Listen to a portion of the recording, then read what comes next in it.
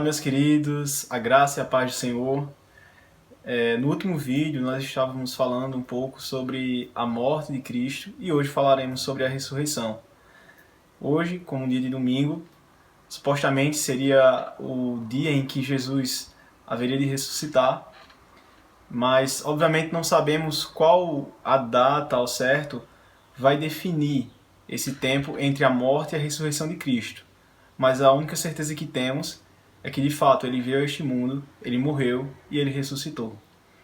E para isso eu queria ler um texto com vocês que está no livro de 1 Coríntios, capítulo 15, verso 20, que diz o seguinte: Mas, de fato, Cristo ressuscitou dentre os mortos, sendo ele as primícias dos que dormem. Jesus, ele veio a este mundo. Como eu falei no último vídeo, ele padeceu, ele sofreu, ele foi açoitado, ele foi humilhado.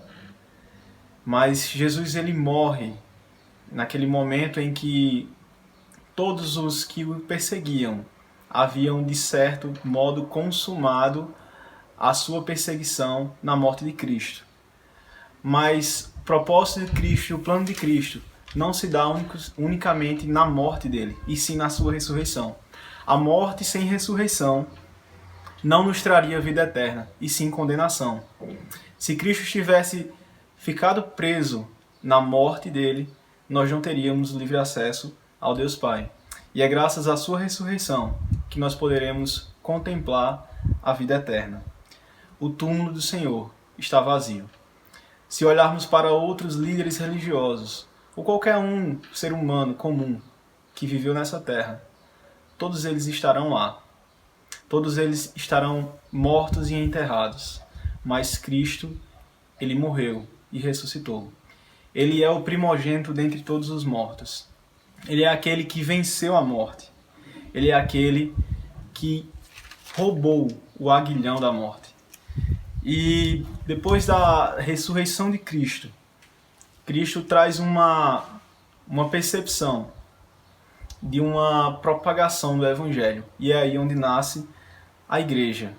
E ele diz: ide por todo o mundo, pregai o Evangelho, batizando-os em nome do Pai, do Filho e do Espírito Santo. A morte, ela não pôde suportar o nosso Deus. A morte hoje não pode mais nos amedrontar, porque aqueles que morrem em Cristo Jesus, esses sim são bem-aventurados, porque eles estarão no descanso eterno, eles estarão nos braços do Pai. Também nós podemos pensar sobre isso acerca da esperança que nós temos. A esperança de que um dia nós encontraremos com Ele. De que um dia tudo isso, todo o sofrimento, toda a angústia irá passar, graças à sua ressurreição. É certo que muitos ainda o negaram, mesmo após a sua ressurreição. Muitos desconfiaram, como o próprio Tomé. Mas Cristo, ele veio a este mundo e ele ressuscitou. E ele trouxe a esperança de volta às nossas vidas. Ele vai falar também sobre as coisas que ele iria nos deixar. E lá em João, capítulo 14, verso 19, vai dizer o seguinte: Ainda por um pouco, e o mundo não me verá mais. Vós, porém, me vereis, porque eu vivo, vós também vivereis. Naquele dia vos conhecereis, que eu estou em meu Pai, e vós em mim, e eu em vós. Aquele que tem os meus mandamentos e guarda, este é o que me ama.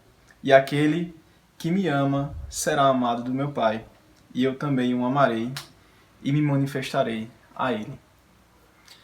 Cristo, ele nos deixa uma esperança, e é porque ele vive que nós podemos crer no amanhã.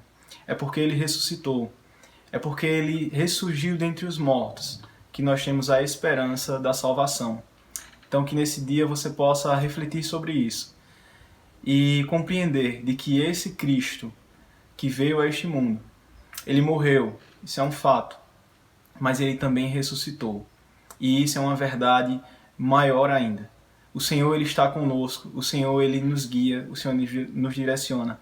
Então que você possa meditar nessa palavra e que o Senhor possa abençoar o seu dia, em nome do Senhor Jesus. Amém.